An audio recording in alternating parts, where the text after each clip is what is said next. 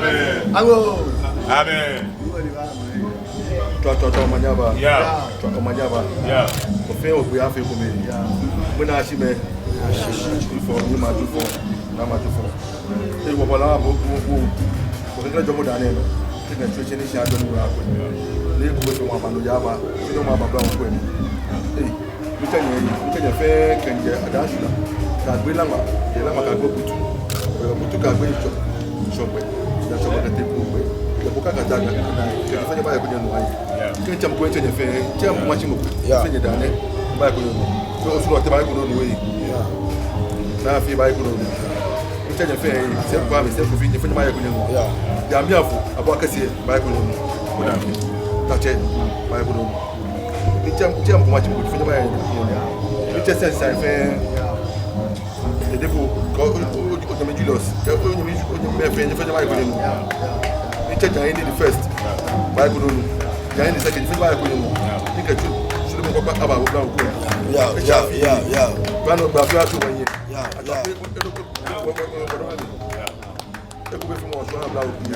I don't think I got for watching. Yeah. One of the 2 1 year. Yeah. Oh, my dear, everyone. Yeah. What you're born. Yeah. Maybe what I can be. The whole thing. Yeah. And then I told my brother, who need hello, if on. Aja fa. Bishika. Yeah. Ba dole abra ku yi. Fe ni anya ka kwashi aka mashi. Obi e ku be fe mo sha ne. Yeah. Wo jimi me na wo jimi me jami mo. Gbera me je yin. O ka me gbera me se. Na me ba. O ka me e bi olodo. Yeah. O fe wo ya ke. O ke ja se ba yu. Na to be ko blo ham. Jani da me ka ba jani e. Yo. Uni jani no fe jani. Yo. Yo jani na wa te jani. Yo. Uni ya, u fe ya. O ba ya. Esa wi to no te ya. Obi ese. Okay, come ba. O wana to do ko ha me. Yo. Asa fa nya lo do ko ha me. Si jani na ka ba yi. O ni ni. Obi e ko be fe mo ka ba o. Afi no ke e ko be fe mo ayi afi ne. Ke o su mo bi fe o ke e ko be fe mo ayi. Yo. Kilo mo afi wono. Yo. No ya fi wono. Ni bi papa fi ni yo jire me afi wono. Ni no ya aba ba ko. Yeah. Asafa jaja ni. Mene enu da lo wa me nu ne yi. Ko jo si nwe wala ni. Ni si anjo. Oh bébé.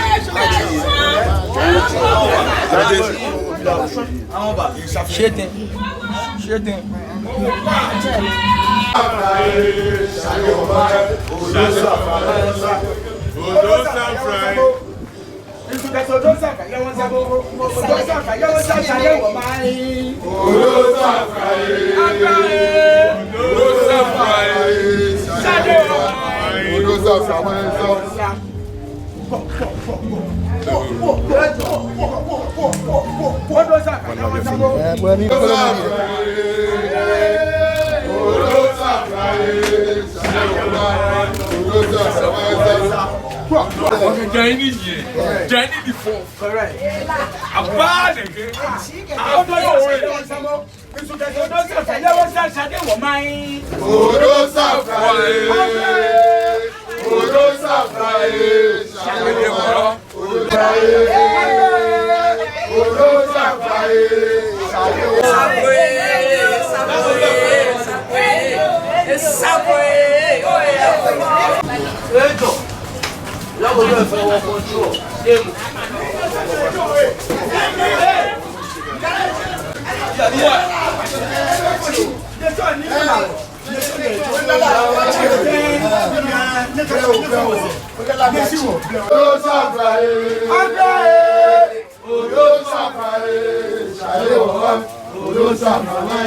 Thank you.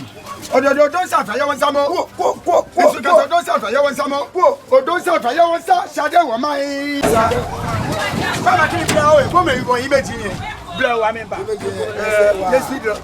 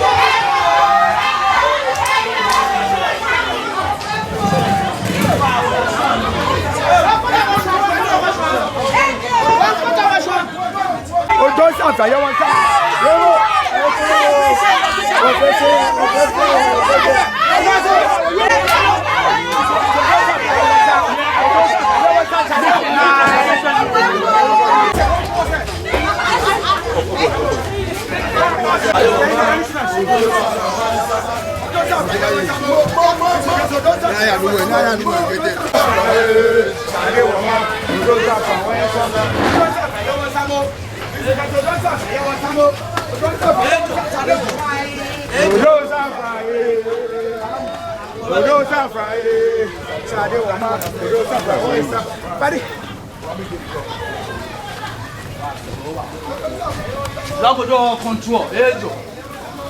What you feel?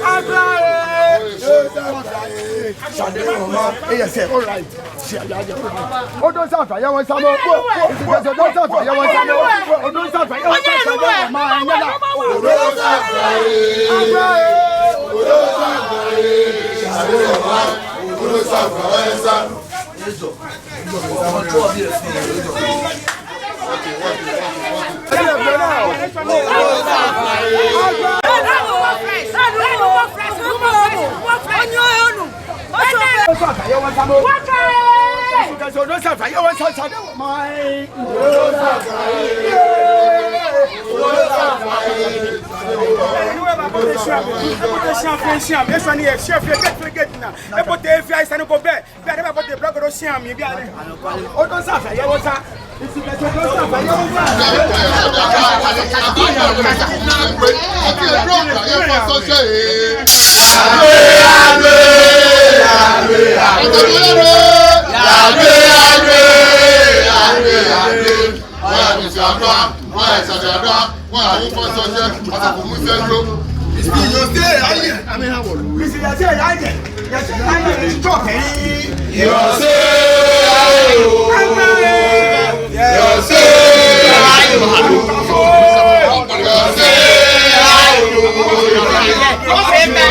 Jaini the fourth.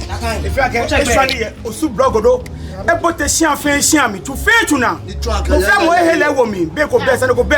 No longer no police. Fear mo tu enyo. E je ko no we me na ye mi. Me na ye mi se wa.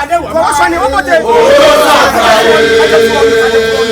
Odo safrae shale wo mai. Odo safrae ah, me na o bote o so ni water. O ba sian mi. No mo kaka lo Jaini the fourth. Agbene won ba wa gbakon ye sian ko bo e fo wa o ba da mo fia mo si brand ka ku se fe me ne mo fia mo tu enyo mi aso ni sane ko be ko ka shida ba anyu ngo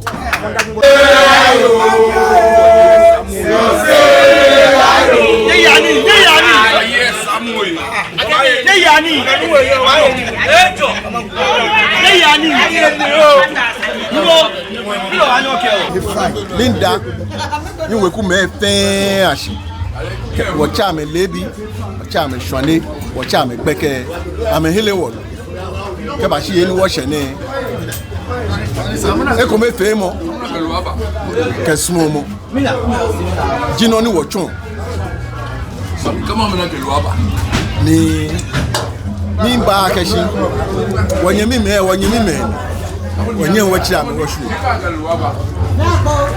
shishi no mo pe jino ni ehian ni wabasu ni wakamatashi ni wakwebo ni wabape ni wabata right ke brown we kuwe ke mashi ni blogo do aye yin wo wanda mo famous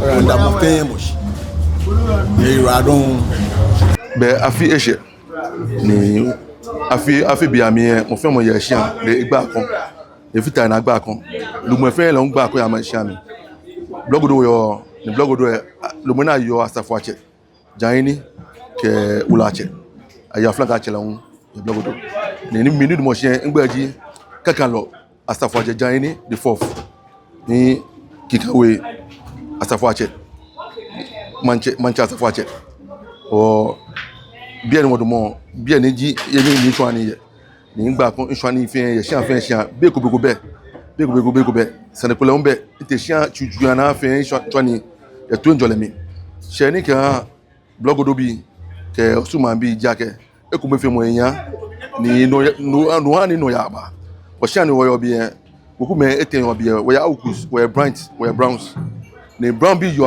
Jaini ukus am yo flank ache oh mo wa chika ba geja sake ato lumo kwa wonyimi me ni brand bi ye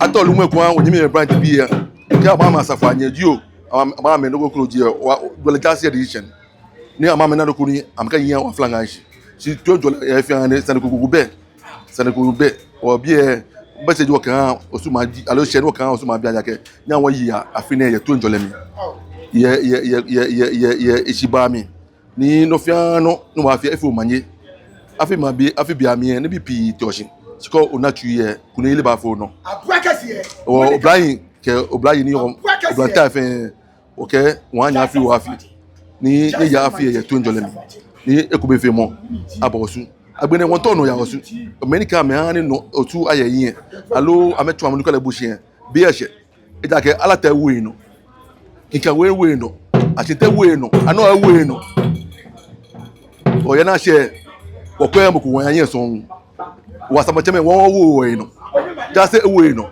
o afi kube no ka to so ke machi o mo no ko wa yan beku e lo yan beku e wa chi wo ke fanfan o ba yan pa do ma ja bla o